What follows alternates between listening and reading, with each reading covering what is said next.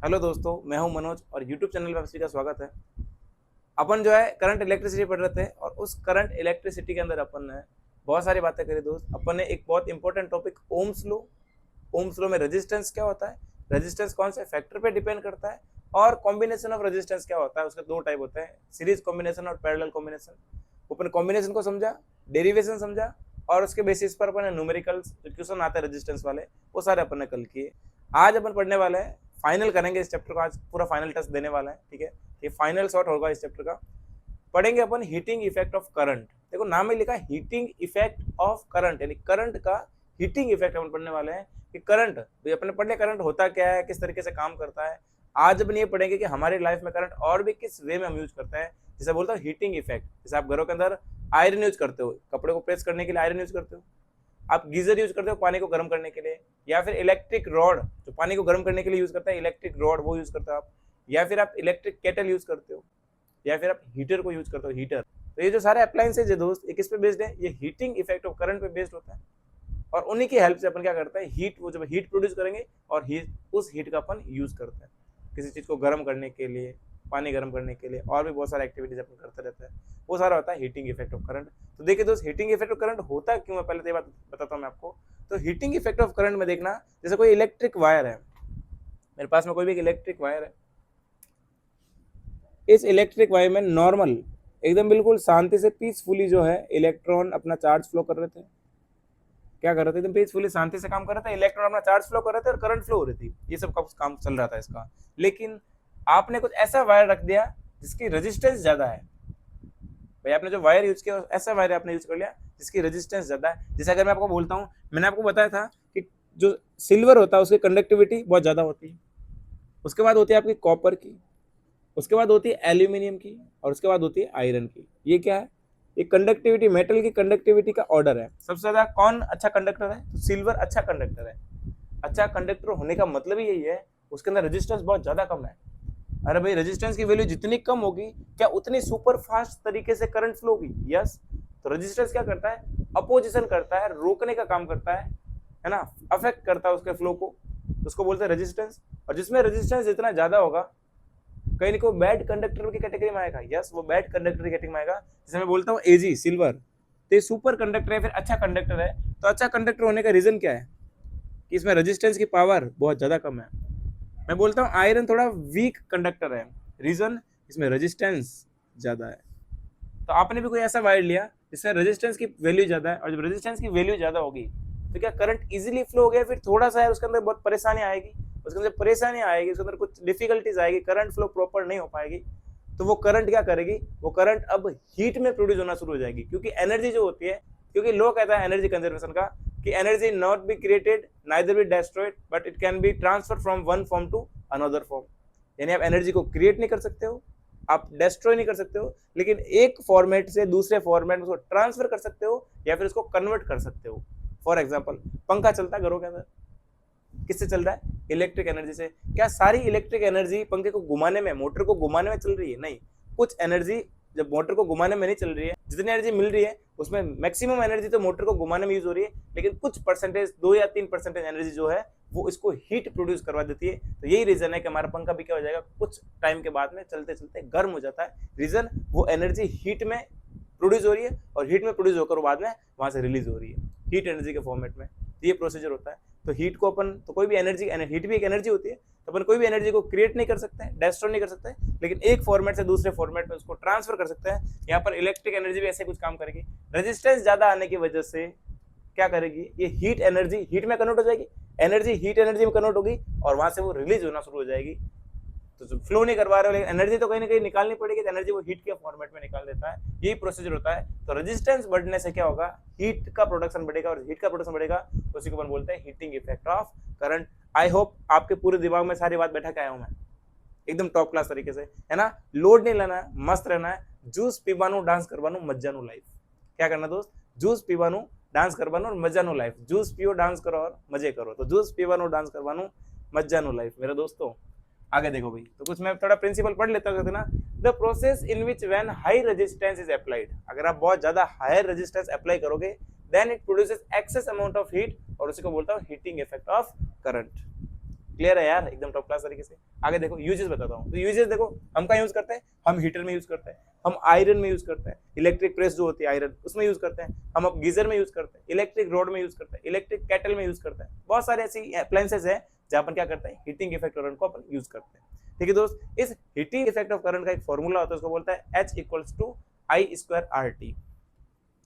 मैंने एक फॉर्मूला लिखा, देखो H equals to I square R T, ये मैंने फॉर्मूला लिखा। आप ध्यान रखना फॉर्मूला। अभी मैं थोड़ी देर बाद बल्ब की बात करूंगा भाई, पहले मैं इसकी बात बताऊं। तो H equals to I square R T formula हो गया। यहाँ पर I का मतलब क्या है, करंट है, R का मतलब रेजिस्टेंस है, और T का मतलब टाइम है। आप देखना, जैसे अगर आपने कभी नोटिस किया है, आप हीटर को जितनी देर चलाओगे वो उतना ज्यादा गर्म होता रहता है। क्या कॉन्सेप्ट है उसका, देखना। ये जो हीट जो होती है, ये हीट करंट पे भी डिपेंड करती है, ये हीट रेजिस्टेंस पे भी डिपेंड करती है, और ये हीट टाइम पे भी डिपेंड करती है। जैसे आपके घरों में मान लो कि इलेक्ट्रिक रॉड है, जिससे आप पानी गर्म करते हो, बाल्टी में लगाने वाली रॉड होती है इलेक्ट्रिक रॉड, वो इलेक्ट्रिक रॉड आप पानी गर्म कर रहे हो, आपने 4 मिनट तक उसको रखा, वो कम गर्म हुई, पानी गर्म नहीं हो पा रहा था, इतना नहीं हुआ, लेकिन इतना नहीं हुआ। आपने 10 मिनट तक उसको लगा कर रखा, पानी अच्छा खासा गर्म हो गया।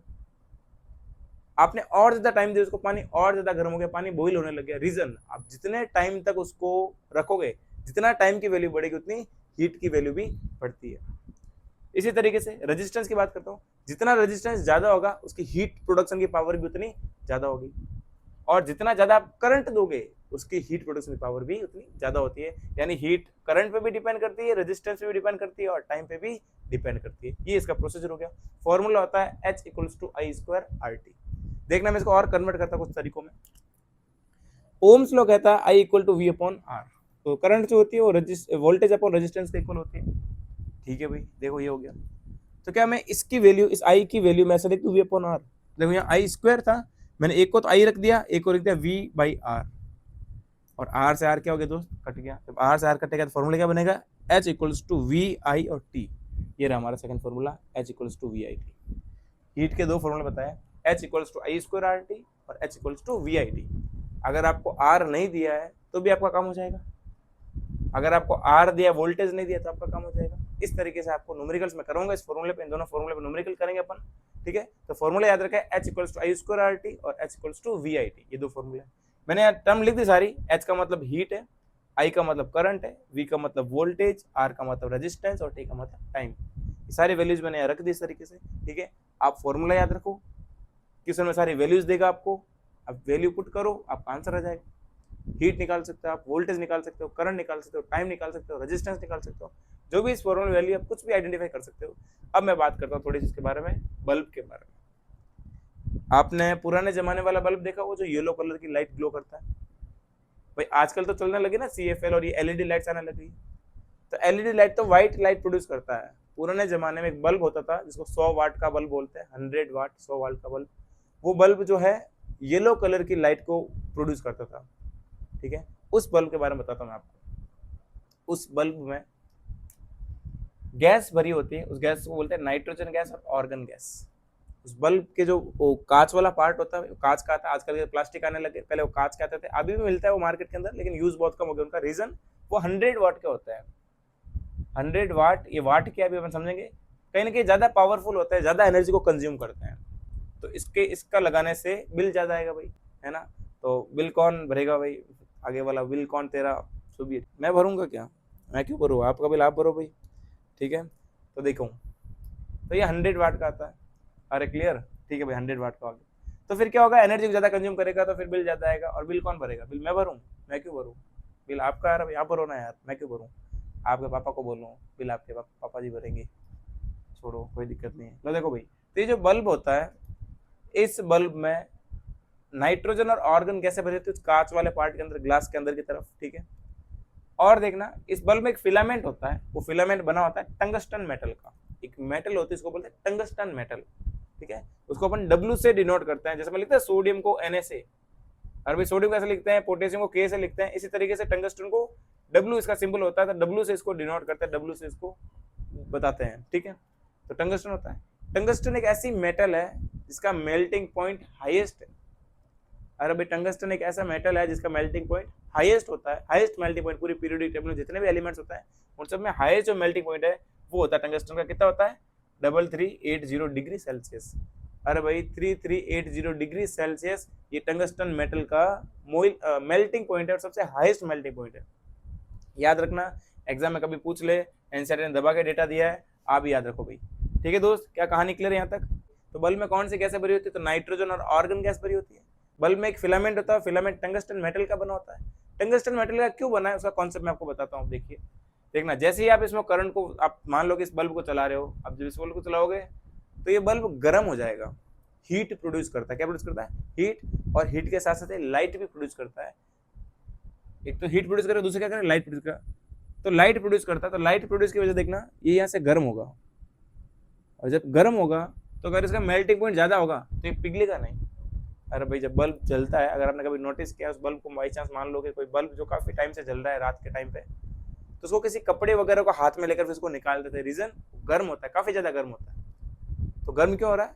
उसके अंदर रिएक्शन चल रही है, उसके अंदर इलेक्ट्रिक एनर्जी आप दे रहे हो, और वो उस इलेक्ट्रिक एनर्जी को कुछ तो लाइट में प्रोड्यूस कर रहा है और कुछ वो हीट के अंदर प्रोड्यूस कर रहा है। तो हीट की वजह से वो गर्म होता है, और गर्म जब होगा तो टंगस्टन मेटल ब्रेक डाउन नहीं हो जाए, मेल्ट नहीं हो जाए, उसके लिए इसका टंगस्टन का यूज करता है, क्योंकि इसका मेल्टिंग पॉइंट बहुत ज्यादा होता है।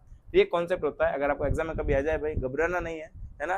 जूस पीबानो डांस करवानो, मज्जानो लाइफ, लगातार पढ़ते रहिए, तो लगातार पढ़ते रहिए, कॉन्सेप्ट सीखते रहिए और मार्सा के साथ बोलते रहिए, जूस पीबानो डांस करवानो और मज्जानो लाइफ। ठीक है भाई, आगे देखो। अब मैं बात करता हूँ इलेक्ट्रिक पावर की। क्या बात करूँ दोस्त? इलेक्ट्रिक पावर देखना, तो electric power is the rate at which electric energy transfer to circuit. कुल कुछ नहीं है, बहुत आसान बात बताता हूँ आपको, ये कोई डेफिनेशन आप बाद में समझना, पहले मैं जो मेरी बात बताता हूँ वो समझिए आप। इलेक्ट्रिक पावर का मतलब होता है, आप तो पावर समझ लो, इलेक्ट्रिक छोड़ो एक बार। पावर का मतलब होता है किसी भी काम को करने में जितना टाइम लग रहा है। भाई जैसे मैं आपको बताता हूँ, ये कोई मोटर है जो पानी को पंप करती है, ठीक है, वो मोटर है, बोलते हैं ये हाई पावरफुल मोटर है। एक नॉर्मल है और एक हाई पावरफुल है, ज्यादा पावरफुल मोटर है। क्या कॉन्सेप्ट है? क्या ये पानी जो नॉर्मल वाली है वो ठीक ठाक पानी फेंकती है, लेकिन ज्यादा वाली, बड़ी वाली जो हाई पावर वाली है वो ज्यादा पानी को फेंकती है, यानी कम टाइम में ज्यादा पानी को बूस्ट करती है, ज्यादा पानी को पंप करती है। यानी कि उसकी एफिशिएंसी ज्यादा है, उसकी पावर ज्यादा है, उसकी शक्ति ज्यादा है। पावर को हिंदी में शक्ति बोलते हैं, तो उसकी शक्ति ज्यादा है। इलेक्ट्रिक पावर का मतलब इलेक्ट्रिक एनर्जी को ट्रांसफर करती है किसी सर्किट के अंदर, और जब सर्किट के अंदर ट्रांसफर करती है, कितने कम टाइम में ट्रांसफर करती है या फिर कितने ज्यादा टाइम में ट्रांसफर करती है, उसी के बेसिस पे डिपेंड होता है इलेक्ट्रिक पावर। अगर किसी की इलेक्ट्रिक पावर कम है, ट्रांसफर करने में थोड़ा टाइम ज्यादा लग जाएगा। अगर किसी की पावर बहुत ज्यादा है, ट्रांसफर करने में टाइम बहुत कम लगता है। ये होता है इलेक्ट्रिक पावर। ट्रांसफर किसको करेंगे? एनर्जी को। वो एनर्जी इलेक्ट्रिकल एनर्जी हो सकती है और हीट एनर्जी भी हो सकती है। हीट भी क्या है? इलेक्ट्रिक। भाई अपन इलेक्ट्रिक करंट दे रहे थे, उसी इलेक्ट्रिक करंट से हीट प्रोड्यूस हुई, वो एनर्जी है, और उस एनर्जी का ट्रांसफर अपन कर रहे हैं किसी सर्किट के अंदर, या फिर इलेक्ट्रिकल एनर्जी का ट्रांसफर कर रहे हैं किसी सर्किट के अंदर, तो वो अपना हो जाएगा इलेक्ट्रिक पावर। ठीक है, आप डेफिनेशन देखते रहना भाई, बिल्कुल सिंपल डेफिनेशन है। ठीक है, electric power is the rate at which electric energy transfer to circuit, यानी सर्किट को ट्रांसफर करने में जितना टाइम लग रहा है उसको पावर बोलते हैं। पावर का फॉर्मूला देखना, power equal to H by T. अरे भाई पावर इक्वल टू हो गया हीट अपॉन टाइम, या फिर बोल दो power equal to energy upon time. किसी एनर्जी को ट्रांसफर करने में लिया गया टाइम पावर के इक्वल है। ठीक है भाई, तो हीट इक्वल टू, तो एनर्जी यहाँ पर हीट हो जाएगी, टी टाइम है। अब हम जानते हैं भाई, वी नो दैट कि H equals to I square R T होता है। ये बात अपन ने यहाँ पढ़ी। H इक्वल्स टू क्या होता है? आई स्क्वायर आर टी। अगर मैं यहाँ H लिखा, इसकी जगह वैल्यू लिख दूँ, तो लिखोगे वैल्यू, जैसे मैं वैल्यू लिखूंगा H, तो P equal to I square R T upon T. T से टी कट जाएगा, फॉर्मूला क्या बनेगा P का? P equal to I square R. अरे P equal to I square R, ये आपका फॉर्मूला बन गया। बिल्कुल सिंपल फॉर्मूला और बहुत अच्छा फॉर्मूला है। P का मतलब पावर है भाई, अरे P का मतलब पावर है, तो फॉर्मूला बना I square R, P equals to I square R. आगे देखो, अगर मैं I को ऐसे लिख दूं V बाई आर, मैं लिखूंगा यहाँ पर, तो देखो आई स्क्वायर दे रखा है, तो मैंने इसको ऐसे लिख दिया, देखो V square by R square, क्योंकि देखो अगर एक I का मतलब V बाई आर है, तो स्क्वायर का मतलब स्क्वायर हो जाएगा। ये मैं लिखा, ये R एक सिंगल R है, ये डबल R स्क्वायर है, तो R से R कट जाएगा एक, तो बनेगा P equals to V square by R. Formula क्या बना? P equals to V square by R. आसान है ना यार, बिल्कुल कुछ नहीं कर रहा हूँ, बस फॉर्मूले में कुछ कुछ वैल्यूज जो हम पहले से जानते हैं उनकी पुट कर रहा हूँ, और आपका नए नए फॉर्मूले बन रहे हैं। ठीक है, आप ये फॉर्मूला रखो चाहे ये रखो। अगर आपको करंट दे रखा है, रेजिस्टेंस, अब ये अप्लाई करो। अगर आपको वोल्टेज और रेजिस्टेंस, अब ये अप्लाई करो। आगे और देखो, एक और फॉर्मूला था H equals to V I T. ये देखो अभी अपने देखा था H equals to V I T, और जब ये H equal to V I T होता है, तो क्या ये वैल्यू मैं इस फॉर्मूले पुट कर दूं? जैसे मैं इस फॉर्मूले पुट करूंगा, देखना, तो P equal to V I T upon T. V I T upon T, T से टी क्या हो जाएगा, कैंसिल हो जाएगा, और जब टी से टी कैंसिल हो जाएगा फॉर्मूला बनेगा P equal to V I. तो हमारे पास तीन फॉर्मूला है भाई, P equal to I square R, P equal to V square by R, और P equal to V I. ये तीन फॉर्मूला है, आपको कोई भी फॉर्मूला दे दे, आप वैल्यू पुट करो, आपका आंसर आ जाएगा। आंसर क्या आएगा, इलेक्ट्रिक पावर। इलेक्ट्रिक पावर की यूनिट्स की बात कर लेता हूँ, कुछ देखना दोस्त, कुछ मैं यूनिट देता हूँ, यूनिट काफी इंपॉर्टेंट है, एग्जाम में पूछ लेता है भाई। हीट की यूनिट होती है जूल। अरे भाई हीट, हीट एक एनर्जी, एनर्जी की यूनिट क्या होती है, जूल होती है, जूल, इसको जूल जे से डिनोट करते हैं। इलेक्ट्रिक पावर की यूनिट है वाट, WA अगर आपने कभी नोटिस किया होगा, या फिर मैंने भी बोला था कि ये जो बल्ब होता है ये 100 वाट का होता है, 100 वाट का, या फिर कोई बैटरी या फिर कोई अप्लायंसेज आप लेकर आता तो बोलते हैं 1500 वाट का है, 600 वाट का है, 400 वाट का है। तो वो जो वाट होता है वो कहीं ना कहीं उसकी पावर को डिनोट करता है। ठीक है दोस्त, तो WA यानी डब्ल्यू आपको दिख जाए, WA आपको दिख जाए, मतलब वो पावर को, इलेक्ट्रिक पावर को डिनोट कर रहा है। ये यूनिट है इलेक्ट्रिक पावर की। कॉमर्शियल एनर्जी या फिर कॉमर्शियल इलेक्ट्रिक एनर्जी यूनिट में बताता हूँ, वो होती है किलो वाट आर, KWH में बोलता है किलो वाट आर। और जब आपका बिल आता है तो उसमें जो यूनिट्स आती है, अरे बोलता है ना कि इतनी यूनिट आपने खर्च करी, उसकी वजह से आपका बिल इतना आया, तो वो जो यूनिट होती है वो यूनिट होती है KWH। जितना आपका KWH आएगा किलो वाट आर आएगा, यानी कमर्शियल इलेक्ट्रिक एनर्जी की यूनिट होती है KWH। आपका जितना ज्यादा KWH आएगा उतना ही आपका यूनिट होगा, और जितना यूनिट उतना ही आपका ज्यादा इलेक्ट्रिक बिल आएगा। तो ये प्रोसीजर होता है भाई। तो आई होप आपको यहाँ तक सारी कहानी एकदम टॉप क्लास तरीके से समझ में आई होगी। तो इनको यूनिट्स को थोड़ा ध्यान रखें भाई, यूनिट आपके लिए ज्यादा जरूरी है। ठीक है दोस्त, तो आगे और बात करते हैं। अब अपने बहुत सारी बातें यहाँ तक करी यार, अब करते हैं इनको पर न्यूमेरिकल्स करके इस टॉपिक को पूरा रप्पा करते हैं एकदम शानदार तरीके से। ठीक है दोस्त, तो चलिए दोस्तों आगे अब अपन कुछ न्यूमेरिकल्स कर लेते हैं हीटिंग इफेक्ट ऑफ करंट पे, और इलेक्ट्रिक बिल कैसे निकालते हैं। अगर एग्जाम में सवाल आ जाए कि भाई इलेक्ट्रिक बिल निकालना आपको, मंथली इलेक्ट्रिक बिल कैसे निकालते हैं, इस क्वेश्चन के थ्रू सारी बात समझते हैं। चलिए शुरू करते हैं बिल्कुल फर्स्ट क्वेश्चन से। तो देखिए भाई, आपको क्या क्या गिवन है, पहले वो देखो भाई। आपको फाइंड करना है, देखना, फाइंड हीट, आपको हीट फाइंड करना है, आपको H फाइंड करना है। ठीक है, प्रोड्यूस बाय इलेक्ट्रिक रॉड, अच्छा इलेक्ट्रिक रॉड से निकल रहा है हीट, वो आपको फाइंड करना है। Which is use 30 second with 20 ampere current and R equal to 15 ohm. यानी देखो आपको क्या क्या दे रखा है, आपको 30 सेकेंड टाइम दे रखा है, आपको एम्पियर दे रखा है, ठीक है भाई, I दे रखा है, और आपको R दे रखा है। फॉर्मूला कौन सा लगाऊं, फॉर्मूला लगाता हूँ H equals to I square R T, ये आपका फॉर्मूला होता है। ठीक है, फॉर्मूला वैल्यूज पुट करो भाई। आई स्क्वायर की वैल्यू बताओ, आई कितना दे रखा है 20, तो 20 का स्क्वायर कर दो यार। आर कितना दे रखा है 15, मल्टीप्लाई 15 मल्टीप्लाई टी कितना दे रखा है, टी दे रखा 30 सेकेंड। आपको दोस्त कोशिश करनी रहेगी, आपको जो टाइम दे रखा है या तो आपको मिनट में रखना है, या फिर टाइम आपको आवर्स में रखना है, या तो आप मिनट में। सेकंड बहुत ज्यादा छोटी यूनिट हो जाती है, तो फिर आपको क्या करना है, आपको मिनट या फिर सेकंड में रखना है। मैं भी प्रेजेंट टाइम में मिनट में रख रहा हूँ, और आप खुद बताओ भाई, अगर 30 सेकंड दे रखा है, उसका मतलब हाफ मिनट हो गया, और उसका मतलब हाफ मिनट हो गया ना। यस, आप कैलकुलेट करिए भाई दोस्त आसानी से, तो ये तो 400 हो जाएगा। देखो भाई 20 का स्क्वायर कितना होता है 400, ये लो भाई 400, 15 को 15 रख दूं और डिवाइड बाई 2 कर दूं, डिवाइड बाई 2 करूंगा तो ये आएगा 200।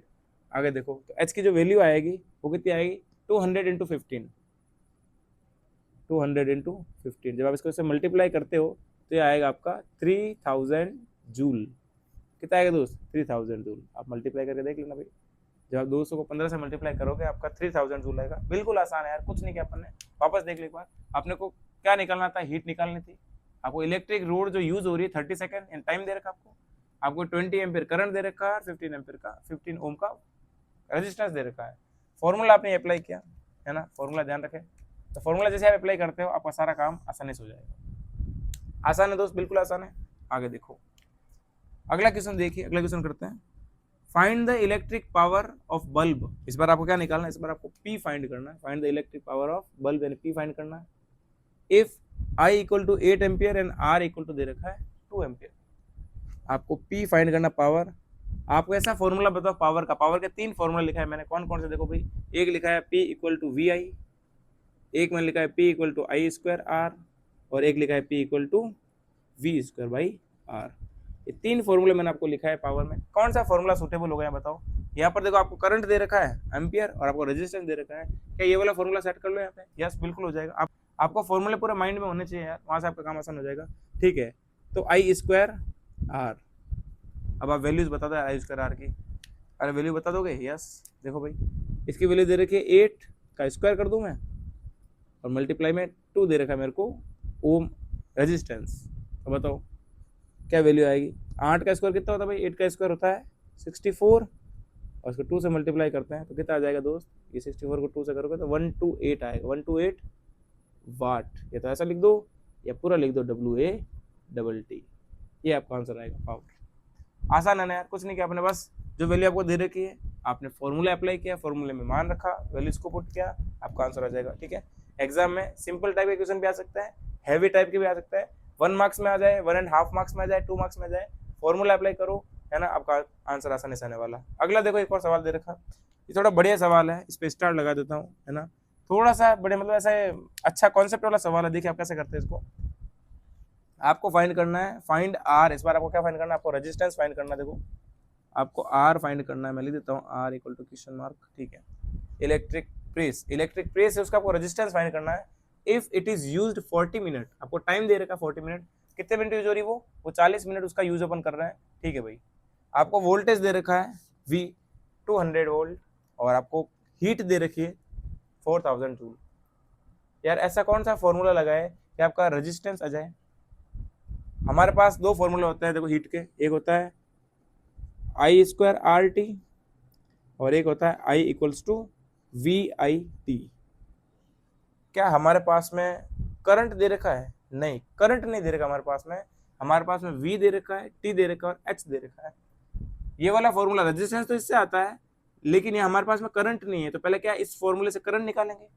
और हमारे पास में हीट दे रखी है, वोल्टेज दे रखा है और टाइम दे रखा है, करंट नहीं है, तो पहले करंट निकालेंगे, इस करंट की वैल्यू यहाँ पुट करेंगे, क्या आ जाएगा आपका रेजिस्टेंस। तो दो फॉर्मूले अप्लाई करना है, आप सावधानी से सारी चीजों को करें। देखो मैं आपको करवाता हूँ कैसे आपको हैंडल करना है इस चीज को। तो पहले आप फॉर्मूले को H equals to VIT, VI और T। अब आप मुझे बताओ, अगर मुझे I फाइंड करना है तो मैं इस I को इधर ही रहने दूं, इस V और T को अपन में भेज दूं, तो फॉर्मूला बनेगा I equals to H upon V into T। ठीक है, ये अपना नया फॉर्मूला हो गया। नया तो क्या ही, उस चीज को घुमा के अपने बनाया। ठीक है, अब इस फॉर्मूला आप वैल्यू पुट करो, इस फॉर्मूले में वैल्यू पुट करोगे तो देखो I इक्वल्स टू क्या आएगा, I इक्वल टू बताओ, हीट दे रखा 4000 अपॉन में V दे रखा है 200 और टाइम दे रखा है 40 मिनट, बिल्कुल अपने को मिनट में रखना है, मिनट दे रखा है। ठीक है, 0 से 0 कट कर दो भाई, देखो 30 कट कर देता हूँ। ठीक है, 4 से 4 भी कट कर दूँ, 4 से 4 भी कट हो जाएगा, बचा क्या 1/2। अरे I की वैल्यू कितनी है दोस्त, 1/2 एम्पियर। ये आपका करंट आ गया। अब आपको फॉर्मूला अप्लाई करना है ये वाला, कौन सा, H equals to I² RT। अब आपको R फाइंड करना है, क्या इन दोनों को अपॉन में भेज दूं, तो फॉर्मूला बनेगा R equals to H upon I² और T। ये फॉर्मूला आपको अप्लाई करना है, ये फॉर्मूला मैं उस तरफ अप्लाई करता हूँ, यहाँ अपना काम हो जाएगा। ठीक है, ये रफ कर देता हूँ एक बार। तो देखिए भाई, ये फॉर्मूला यहाँ अप्लाई करके मैं वैल्यूज को रखता हूँ, किस तरीके से अपना काम होगा देखो। तो R आपको निकालना है, H कितना दे रखा है, H आपको दे रखा है 4000 अपॉन में I का स्क्वायर, I क्या होगा, I 1/2 दे रखा है। देखो I अपना कितना है 1/2, तो 1/2 का स्क्वायर, तो ये 1/2 ऊपर चला जाएगा भाई, तो 2 का स्क्वायर कर देता हूँ मैं। ठीक है, और मल्टीप्लाई में आएगा टाइम दे रखा आपको 40 मिनट, ये टाइम आ गया आपका 40 मिनट। आप करो इसको मल्टीप्लाई, देखो 4000 इंटू 2 का स्क्वायर कितना हो जाएगा 4, और ये हो जाएगा 40, 0 से 0 कट गया, 4 से 4 कट गया, आंसर आएगा 400 ओम। कितना आएगा आंसर, 400 ओम आपका आंसर आने वाला है। यानी जो आपने इलेक्ट्रिक प्रेस यूज की उसका रेजिस्टेंस कितना है, वो है 400 ओम। कुछ नहीं क्या, और वापस एक्सप्लेन करता हूँ। देखो भाई, आपको फॉर्मूले में ये वैल्यूज दे रखी है, आपको रेजिस्टेंस निकालना है, तो पहले आप यहाँ से करंट निकालोगे। करंट आपका कितना आएगा 1/2 एम्पियर करंट आ गया, उस करंट की वैल्यू आपने यहाँ रखी। आपको रेजिस्टेंस निकालना था, तो फॉर्मूला कुछ इस वे में बनाया आपने H की वैल्यू रखी, करंट की वैल्यू रखी और टाइम की वैल्यू रखी, कैलकुलेट किया आपने, आपका आंसर आया 400 रेजिस्टेंस। ठीक है, ये आपका आंसर आ चुका है। अगला सवाल देखिए, ये करते हैं अपन, आपको बोल रहा है फाइंड द इलेक्ट्रिक पावर। इस बार आपको क्या फाइंड करनी है, आपको इलेक्ट्रिक पावर P फाइंड करना है, आपको P फाइंड करना है। अगर आपको V दे रखा 300 और R दे रखा 20 ओम, मैं वापस बताता हूँ आपको P के कौन कौन से फॉर्मूले थे। एक तो P इक्वल टू, P के 3 फॉर्मूले थे, P equal to V² by R, P equal to VI और P equals to I square R. हमारे पास में क्या क्या दे रखा है, एक तो वोल्टेज दे रखा है और एक रेजिस्टेंस। ये रहा वोल्टेज और रेजिस्टेंस वाला फॉर्मूला, आपको ये फॉर्मूला पिक करना है, आंसर लिखना होगा। देखो भाई, तो बताओ तो क्या आएगा, P equal to V square upon R. V कितना दे रखा है 300 अपॉन में 20 और ये इसका स्क्वायर पूरा। अब बताओ 300 का स्क्वायर कितना होता है, ये होगा अपने 9000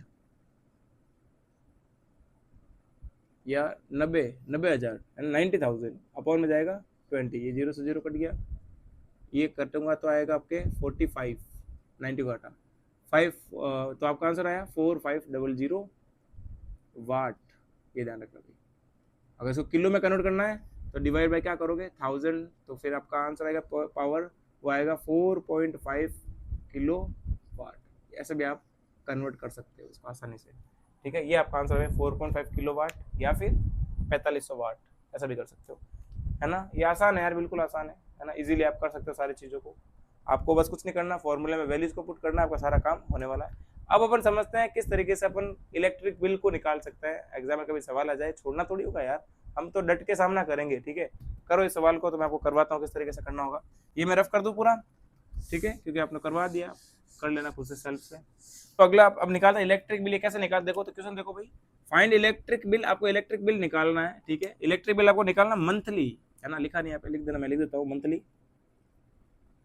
आपको मंथली बिल निकालना है, ठीक है। और आपकी यूनिट की वैल्यू में मैं दे देता हूँ, यूनिट आपको दे रखा है 10 रुपीज़, ठीक है भाई। आपको 10 रुपीज़ यूनिट की वैल्यू दे रखी है, एक यूनिट की 1 kW की जो वैल्यू आएगी। आप मल्टीप्लाई वगैरह करो यार। देखो किस तरीके से करता है आप, मैं आपको बताता हूँ। देखो आपको देखना है, देखो आपको दे रखा है if 30 watt of LED use 3 hours in a day, यानी 3 घंटे आपको 30 वाट की एलईडी जो है उसको यूज करता है 3 घंटे। एक दिन अगर 3 घंटे करता है तो महीने में 30 दिन होते हैं भाई, तो इसको 30 से मल्टीप्लाई कर दोगे आप।